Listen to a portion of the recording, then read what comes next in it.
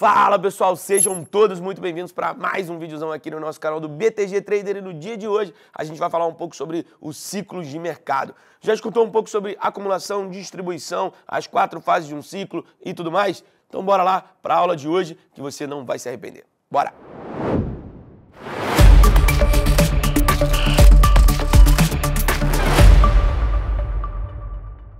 Bom, pessoal, olhando basicamente um gráfico, quando a gente olha, né, um gráfico de Keno, um gráfico de linha, um gráfico, enfim, de barras e tudo mais, o que a gente está olhando? Normalmente a gente está olhando o preço no tempo, tá? Então, se a gente olha basicamente para o preço no tempo, só que a gente acaba ficando, eu também confesso que eu fico olhando muito mais para a parte do preço do que olhar para o tempo. Muitos traders lá fora, tanto Larry Williams, aqui no Brasil quem olha há muito tempo é o próprio Stormer, o próprio Vlad, também Fábio Figueiredo, para quem não conhece, estudam bastante o ciclo de tempo. O que o tempo pode impactar dentro dos seus gráficos, não só para o preço, não só para os padrões, não só para algum rompimento, alguma exaustão, alguma absorção, entre outras coisas dentro que a gente está olhando no preço, e sim preço no tempo, beleza? Bom, quando a gente coloca um gráfico, a Gabi até vai colocar o gráfico aqui para vocês colocam, né, você vê que tem um tempo entre um fundo e um topo, não só o deslocamento de preço, topos e fundos e tudo mais, você vê que existe, né, todo esse período que a gente acaba, né, colocando entre um topo e um fundo, e será que isso faz sentido olhar para frente, pegar quantos dias foi e calcular mais ou menos para frente, né, quantos dias podem chegar num topo, pode chegar num fundo e tudo mais? Tem muito que a gente até vai falar aqui mais para frente, mas tem muito que o pessoal acompanha lá fora, que é o ciclo de 15 dias, né? Quando você pega início do mês, 15 dias normalmente ou é um fundo ou é um topo, e 30, né, ao final do mês ali, seria ao contrário, se for um fundo, né, no dia 15, provavelmente no dia 30 seria ali um topo e por aí vai. Não é uma regra, mas acontece bastante no mercado, lembrando tudo que a gente está falando aqui, não é exatamente isso que vai acontecer, e sim, são estudos do passado que a gente acompanha e podemos colocar aqui nos nossos gráficos, nas nossas expectativas futuras para poder acompanhar a movimentação dos preços no tempo. Então bora lá, vamos começar então falar um pouquinho então sobre as 4 fases de um ciclo, né? Primeiro, quando a gente está falando de ciclo do mercado, eu não estou falando daquele ciclo econômico, e sim do ciclo do mercado, onde a gente tem 4 fases dentro do mercado, onde a gente acompanha, pessoal, basicamente, né, a fase de acumulação, fase de alta, fase de distribuição e fase de baixa. São esses 4 ciclos que a gente vai comentar no dia de hoje, um pouco das características de cada um, que é bem bacana da gente poder acompanhar. Eu até comentei um pouco, quando a gente estava falando um pouco lá atrás sobre teoria de Down. Se você não viu, clica aqui, né, dá para você poder acompanhar um pouco sobre esse vídeo, lá nas questões das fases da tendência. Lá tem um pouquinho sobre isso, mas aqui hoje a gente vai aprofundar um pouco mais. Então bora lá, primeira fase que a gente tem dentro de um ciclo, né, antes da gente começar, né, basicamente isso, eu até coloquei aqui, ó, não importa qual mercado você está se referindo, todos têm características similares e passam pelas mesmas fases. Como eu falei, a gente tem fase de acumulação, fase de alta, distribuição e fase de baixa, tá bom? Deixa isso aí anotado no teu caderno e bora lá. Todos os mercados são cíclicos, tanto moeda, tanto taxa de juros, tanto commodities, tanto, né, mercado de ações, entre outras coisas que a gente acompanha no mercado. Tá? Eles vão para cima, eles vão para baixo, eles formam um topo, eles formam um fundo, eles passam por uma lateralidade, é normal isso acontecer, e quando um ciclo se encerra, o outro começa. Se eu acabo com um ciclo de acumulação, o mercado, né, rompe, ele tem um ciclo de alta, depois o mercado ele distribui, depois você tem um ciclo de baixa, e assim vai indo, que quando você vai tendo aquele zigue-zague ascendente dentro do mercado. Show de bola? Bom, eu até coloco aqui, entender ciclos é essencial se você quer maximizar seus retornos nos investimentos. Por que isso, né? Porque você identificando qual ciclo que você tá, às vezes se você tá olhando para uma acumulação, o mercado caiu muito, ele tá acumulando, fica muito tempo lateral, muito tempo ali naquela troca de lote, tá ganhando liquidez, tem bastante gente querendo comprar, tem gente segurando o preço. Enfim, quando ele romper, você pode tomar uma posição maior para maximizar a sua posição. Agora, se você está num ciclo já de alta, às vezes você vai com uma mão menor, ou se você está num ciclo de distribuição, você já fica um pouco mais ligeiro. Putz, ele vai romper, mas aí eu vou com uma mão menor, porque, pô, estou acreditando que aqui é uma distribuição, não precisa ir com uma mão tão grande assim e seguir, né, basicamente tentando maximizar ali num ciclo de distribuição. Não que você não possa vender, mas eu estou olhando muito mais para a ótica da compra. Se você está querendo buscar uma compra num ciclo de distribuição, você vai com uma mão menor, porque se aquele rompimento falhar, se aquele movimento não andar da maneira como você gostaria, pelo menos você está com uma mão menor. E quando você está numa acumulação, aí sim, você potencializa os seus investimentos, seus contratos, enfim, o que você está operando. Show de bola? Pessoal, primeira fase do ciclo é a fase da acumulação. Como eu até comentei aqui com vocês, essa fase acontece depois que o mercado, né, na real, ele está formando um fundo, tá? Pois os pioneiros, os insiders, o smart money, quem tem o dinheiro, os fundos, os hedge funds, enfim, eles estão começando a comprar, eles estão começando a acumular as suas posições. Eles querem comprar barato, eles querem comprar, normalmente é um lote muito grande, e querem comprar numa determinada faixa de preço, né? Quanto mais barato eles conseguirem comprar e acumularem naquela faixa de preço, é muito mais interessante para eles. Às vezes eles têm uma ordem de 5 milhões de ações, 10 milhões de ações, eles não vão executar uma ordem a mercado. Em si eles vão comprando aos pouquinhos e dentro de uma faixa de preço, que é quando você começa a ver aquela absorção dentro de um range, né, dentro de uma lateralidade. E você está vendo essa absorção, você está vendo que eles estão acumulando, tem alguém tomando posição, sempre que chega numa faixa de preço, ela é defendida, e você vê que tem alguém tomando aquela posição naquele patamar, digamos assim, tá? É nessas horas que o mercado ele começa a refletir que o pior já passou. Que você não fica tanto naquele, ai meu Deus, o pessimismo, o mundo vai acabar, e agora, para onde eu vou, né, tiro o meu investimento, não tiro, enfim, é nisso que a gente está comentando.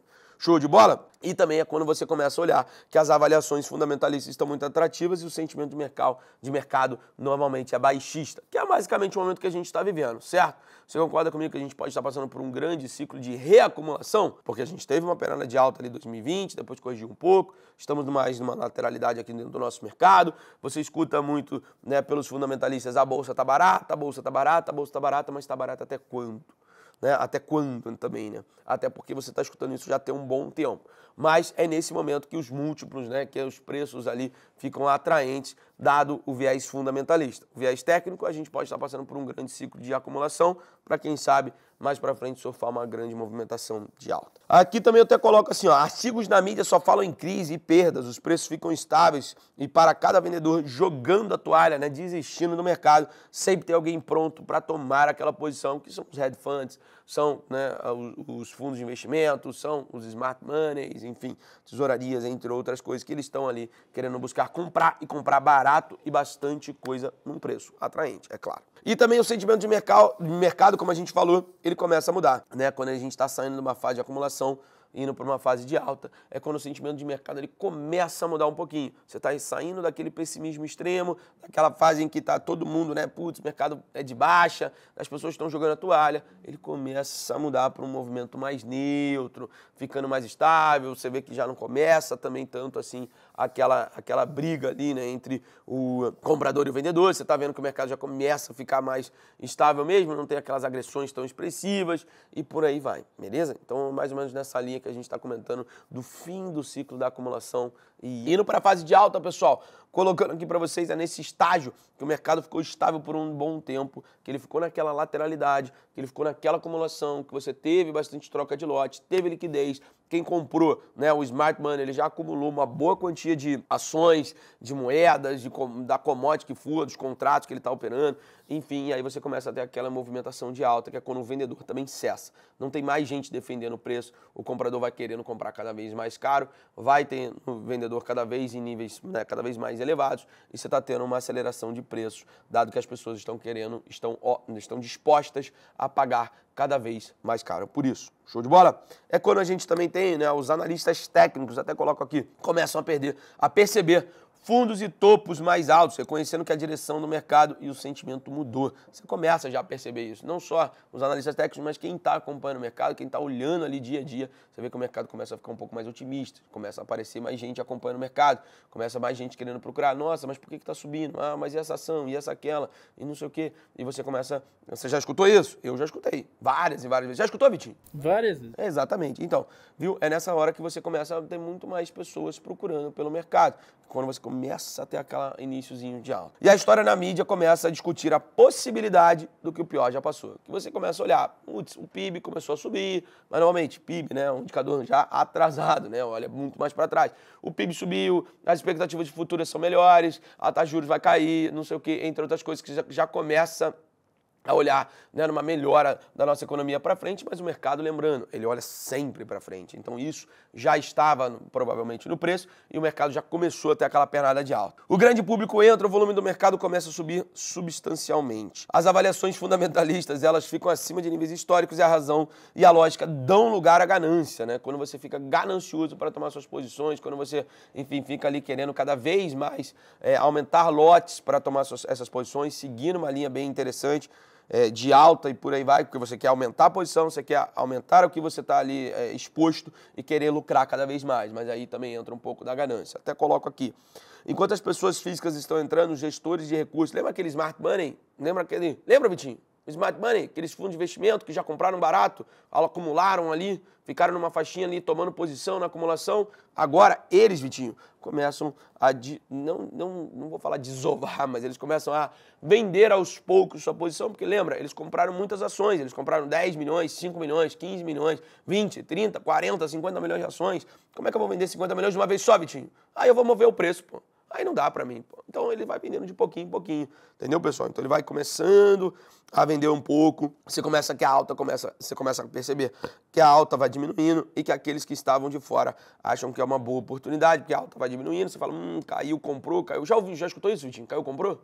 Opa! Já? Então é isso. É quando vem esse movimento, dá uma fase de alta, mas normalmente quando ele vem nessa fase de alta, é o finalzinho da fase de alta. Que aí você escuta, caiu, comprou, né, tá barato, né, caiu, né, sei lá, 20% da máxima você vai comprar, mas aí nesse momento já o mercado já não está na mesma, né, digamos assim, não está na mesma aceleração, naquele mesmo momento que a gente viu basicamente naquele início da fase de alta, que é quando você tem aquela puxada bem fora do mercado, as pessoas comprando cada vez mais, enfim, até coloco aqui. O sentimento move-se de neutro para altista nesta fase eufórica, né? Quando a gente começa a ficar ali, né? Aquele FOMO, né? O Fear of Missing Out, que você fica ali com uma vontade, você tá fora, mas você quer estar dentro, e você fica naquela, vou comprar, não vou, mas se o mercado já chegou no topo, enfim, é nesse momento que você começa a ter essa mudança do neutro para essa fase mais eufórica. Indo para a fase de distribuição, a gente comentou um pouco, né? Então vamos lá, relembrando. Acumulação, fase de alta, agora a gente está indo para a fase de distribuição. É quando o mercado ele encontra uma certa faixa de preço que ele começa a ter um pouco mais de troca de lote aqui. Juntando um pouco com a finalzinho da fase de alta, quando eu até comentei que os fundos, o Smart Money, ele está começando a colocar um pouco no bolso, é nesse momento que você encontra um nível de vendas, né? Que você encontra vendedores por uma faixa de preço, que é quando esses fundos que acumularam lá atrás, eles começam a vender um pouco suas posições. Esse movimento pode durar dias, pode durar semanas, pode durar anos, pode durar muito e muito tempo ali numa fase de distribuição, tá? Se você coloca no mensal, você vai achar vários e vários gráficos por aí de ações específicas que você começa a ver essa fase de distribuição e também a fase de acumulação. Você vê aquela puxada de alta, enfim, tem bastante coisa que a gente acompanha pelo mercado que vocês conseguem acompanhar, tá bom? Até o próprio Ibovespa, se você colocar ali, basicamente 2012 até 2016, que foi quando a gente fez um fundo, depois você vê 2017, 18, 19, 20, uma forte pernada, depois vem uma forte queda, depois você vê vários e vários fractais, né, que são digamos assim, são micromovimentos dentro de uma pernada só, que você vê esses fractais também acontecendo nesses ciclos, tá? Tanto da acumulação, depois uma alta, depois uma distribuição e depois a gente vai falar um pouco da fase de baixa. Mas voltando aqui para falar um pouco sobre a fase de distribuição, pessoal. É nessa terceira fase do ciclo que o mercado, os vendedores começam a dominar. É nessa fase que você começa a encontrar aquele certo nível de resistência, que você vê que os vendedores começam a atuar quando chegam num certo nível de preço, tá? Essa parte identificada por um período no qual o sentimento altista da fase anterior torna-se um sentimento confuso, que você fica ali naquela lateralidade, muito das vezes naquela lateralidade num topo. Só que muita calma nessa hora, porque pode ser uma reacumulação ou uma distribuição, tá? Esse é um grande dilema do mercado, onde a gente tenta identificar se vai ser uma continuidade daquela movimentação de alta, se o mercado ele puxou, lateralizou, ele está distribuindo ou ele está reacumulando. Aí a gente vai utilizar um pouco do volume para tentar entender um pouco mais sobre isso, como que o mercado está trabalhando, né, nessas faixas de preço, principalmente nas extremidades, tanto na parte topo, tanto na parte inferior.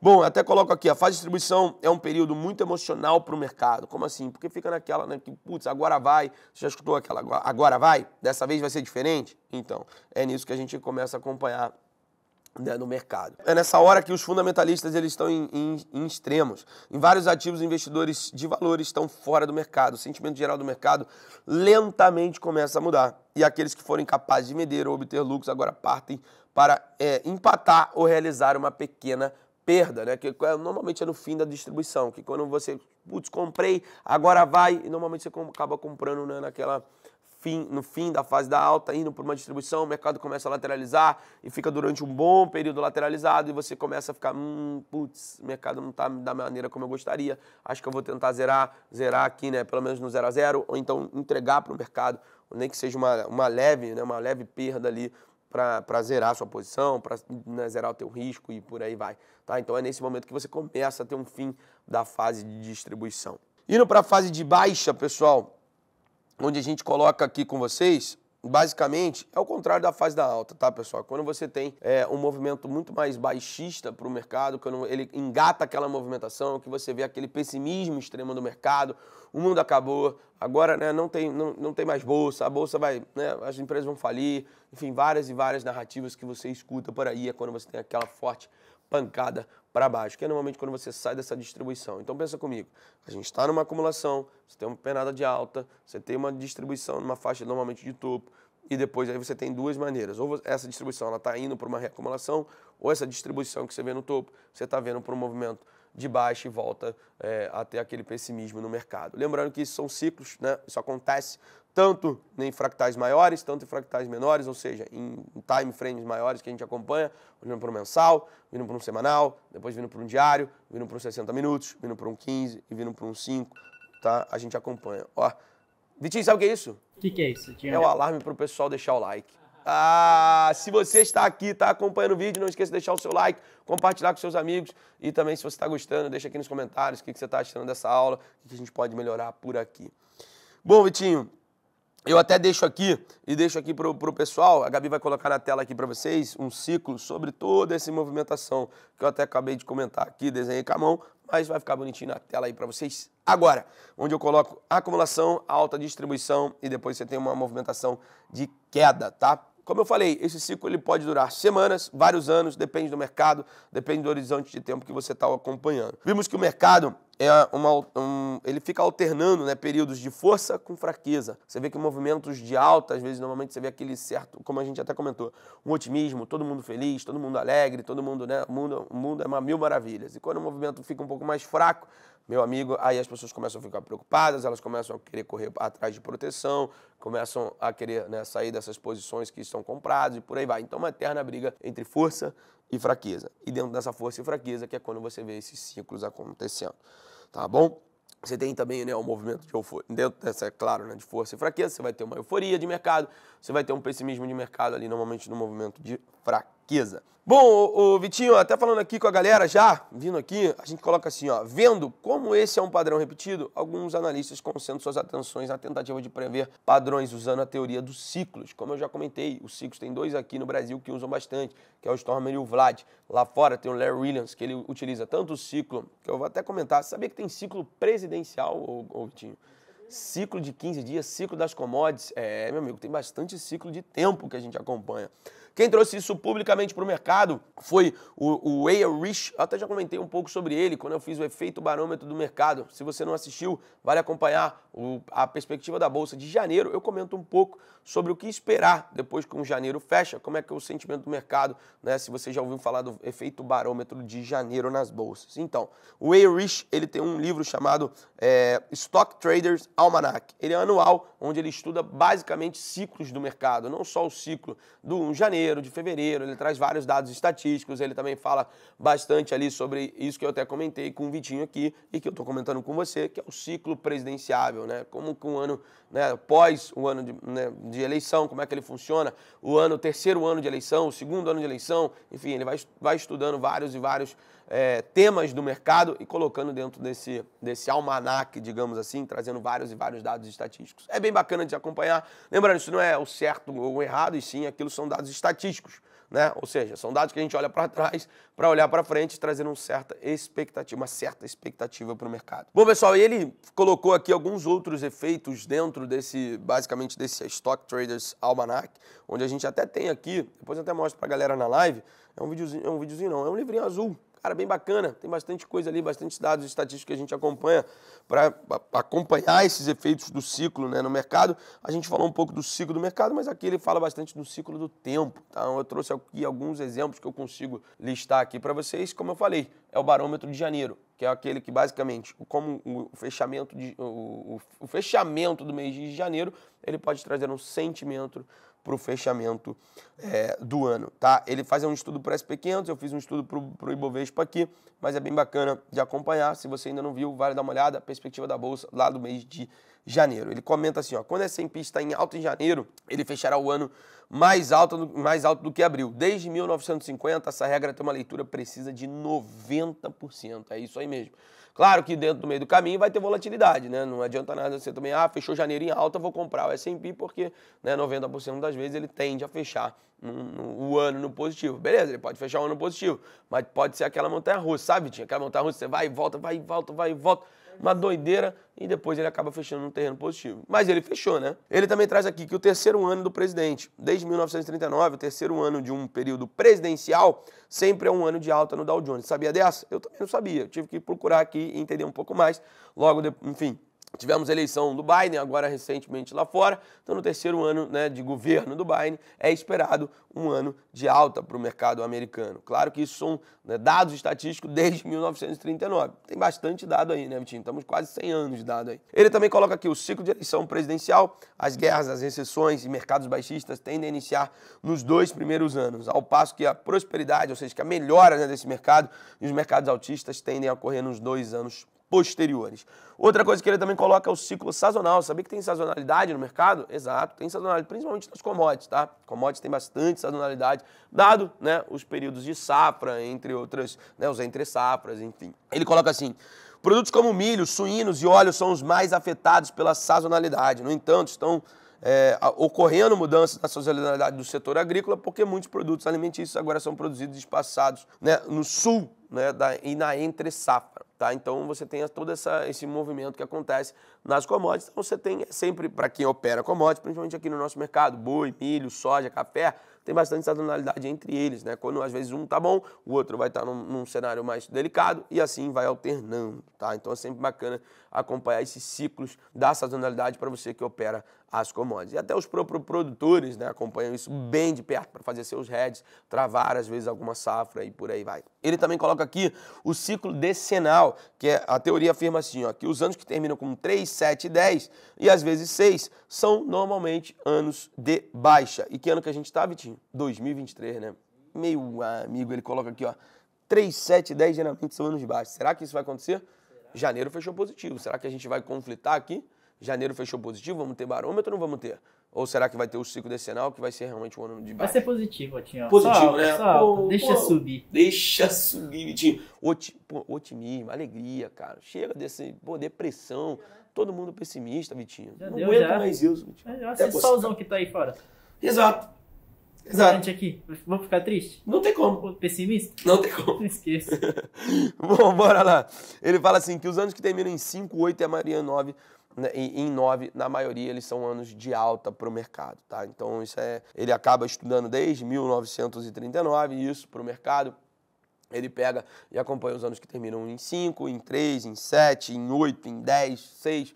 Enfim, ele vai olhando, né, anos que terminam com esses números e vai acompanhando dados estatísticos. Lembrando, são dados estatísticos, pessoal, são coisas que a gente olhou para o passado, não quer dizer que aconteceu lá, vai acontecer aqui, mas eles trazem um sentimento. É sempre bacana a gente ter esse sentimento para o mercado, porque isso pode te ajudar lá para frente em algumas posições, ou até mesmo, né, pisar um pouquinho no freio e por aí vai. Ele coloca aqui também o ciclo de 28 dias nas commodities. Você sabia, Vitinho, que as commodities têm um ciclo de 28 dias? Normalmente, às vezes 28 dias de alta, depois 28 dias parado e depois 28 dias de queda. Por que 28 dias, Vitinho? Meu amigo, ele tem 28 dias por conta da sazonalidade. Às vezes, entre as safras ali, entendeu? Acontece isso e o mercado acaba acontecendo, como o mercado reage antes, se ele já sabe que vai ser uma safra boa, ele já, ó, já sobe, né?